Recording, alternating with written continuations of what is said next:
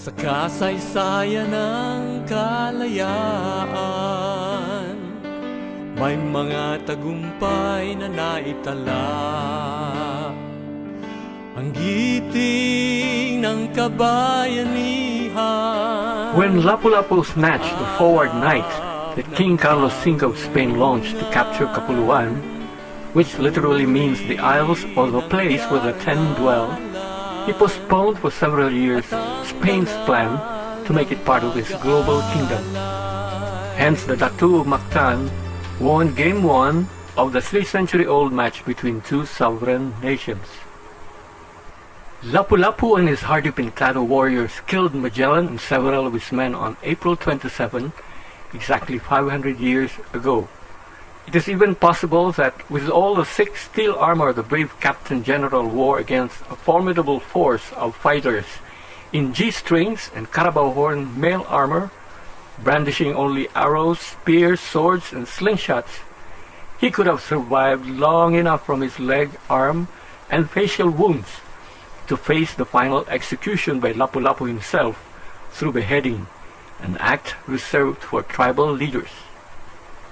Many today will still deny Kapuluan the status of a nation at that time because their definition of a nation is one that conforms only to international convention, which has continually denied the sovereignty of the God of Noah, the Creator, who bequeathed to Noah and his 3 sons the cleansed and renewed earth after the flood, thus already designating how the islands and the continents would be divinely apportioned to the future multiplied human race. But they conveniently forget and deny that Kapuluan in reality was part, if not comprised, the 10 lost tribes of Israel. And so, what the descendants of Ophir, Tarshish, and Havilah eventually did was to possess and claim what was rightfully their inheritance from Shem when they traveled to the east. The Book of Jubilees details how Noah divided the world during the time of Peleg. For with the capture of Israel and the desecration of the temple in Jerusalem, the 10 tribes were led by God to return to their land of inheritance located in the far islands of the east. Hence, until the 16th century, the people of Kapuluan already had a social structure and a system of government composed of autonomous tribes in their respective territories. Look at a map of Kapuluan and see how it is geographically divided by divine wisdom through a perfectly spaced and naturally configured collection of thousands of self-sufficient, verdant islands, as well as valleys in major islands separated by mountains and rivers. It is a superbly engineered chain of separate islands that can be easily connected into one linked network through air, land, and sea travel. Because of this archipelagic nature, Kapuluan contains multi-diverse cultures that easily leads foreigners to think it is a divided entity and was therefore not seen as one nation. Spain as such sought to subdue it under a centralized system of government, making it easier to manage, control, and exploit for their imperialistic aims. In 1898, General Emilio Aguinaldo finally broke the chain that bound the nation for 3 centuries to finally reclaim freedom for Kapuluan from the Spanish.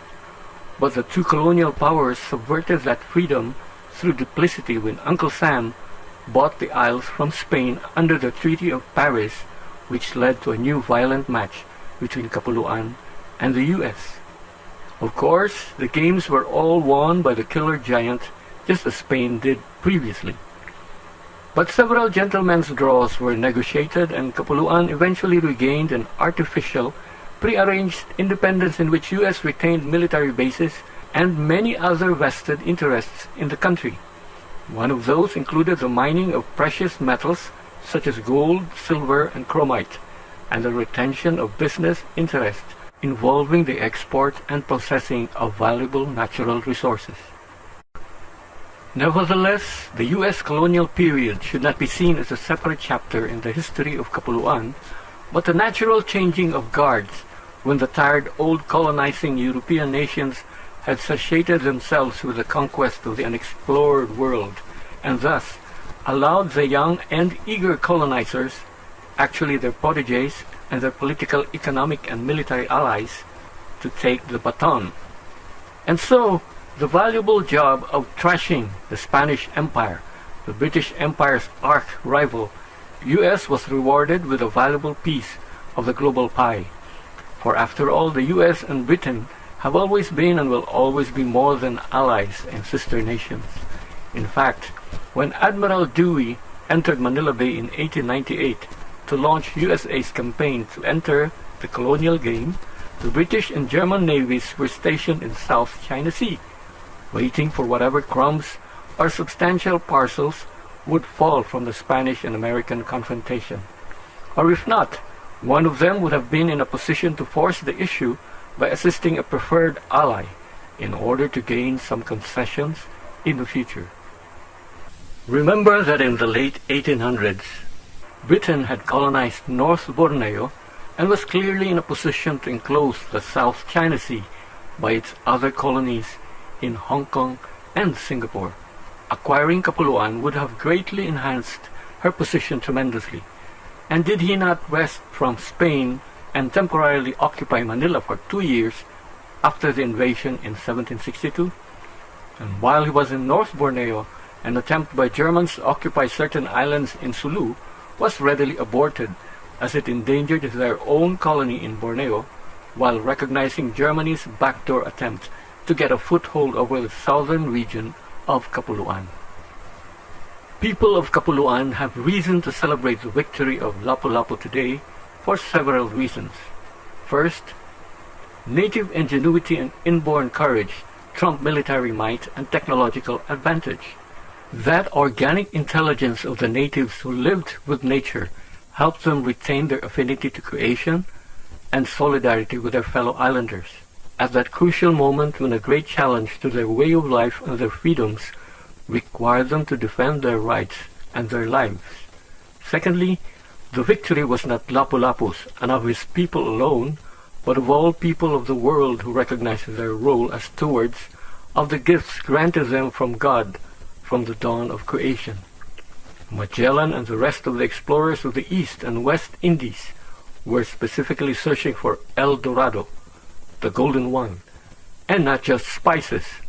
Spices can preserve food and bring good money, but gold is more than money and can buy ships, weapons, food, resources, lands, and slaves. After Magellan's trip, the next expedition proceeded to Cebu and enforced Spain's claim over the island, making sure to preserve the cemeteries and prevent the ransacking of the dead whose coffins were full of gold, an ancient practice to honor the dead. The law was not meant to respect the dead, but to enforce the fact that the King of Spain owned the gold.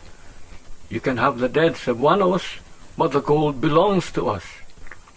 If only for that reason we must celebrate Lapu-Lapu's victory, for he knew that the Spanish did not only desire tribute of chickens and fruits, but the gold, the dignity and the life of the islanders. The fact that Magellan planned and staged an attack meant he was willing to kill islanders.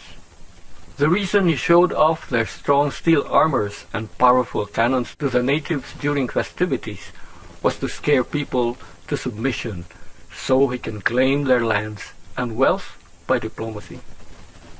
Finally, the main reason we must celebrate Magellan's defeat comes from the fact that Magellan recognized Cebu as the ancient seat of the Queen of Sheba, which further proved his expectation that Ophir was not a myth, but a real place.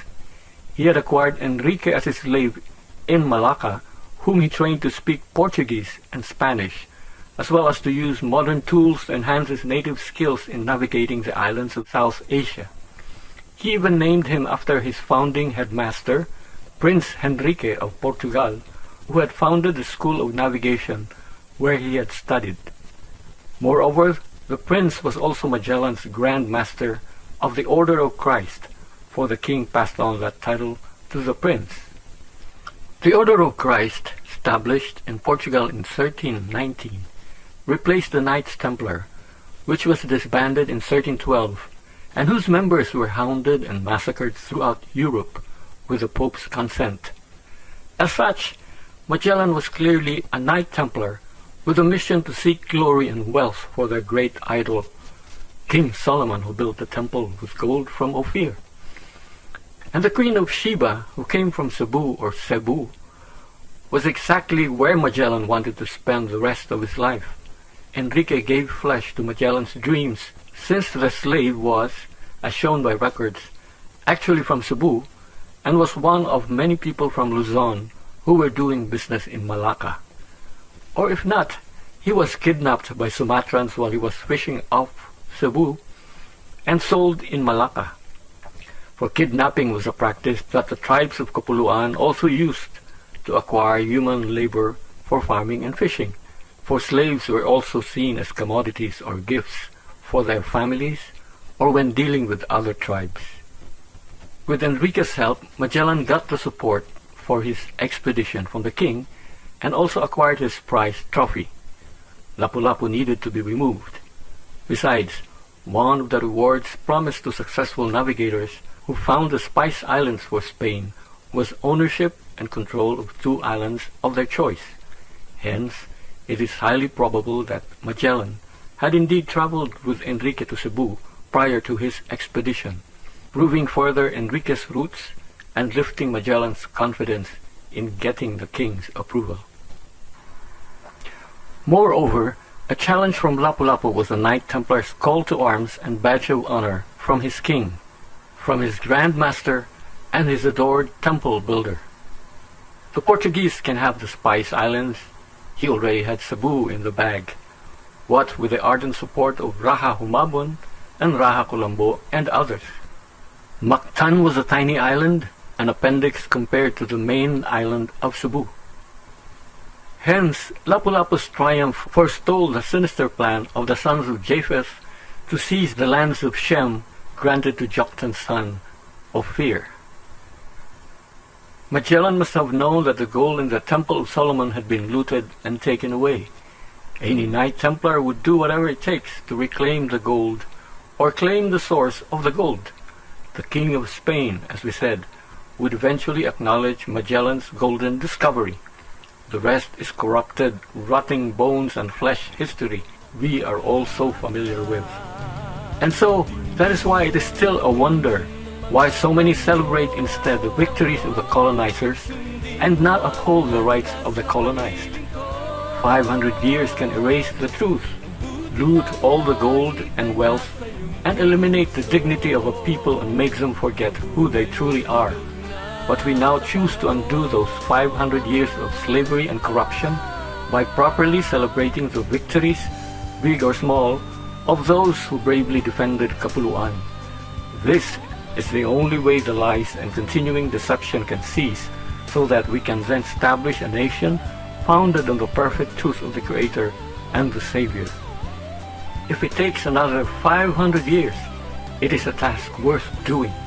But 5 to 10 years are sufficient to turn around Kapuluan toward a bright journey to its rich and glorious heritage handed down to her by Father Noah, the first builder, the pioneer preacher of righteousness, the first zoologist and biologist, the first authorized husbandman, the first agronomist, the first organic healer practitioner, and the first ship maker and navigator. The real victory we seek is God's triumph over death, sin, and evil.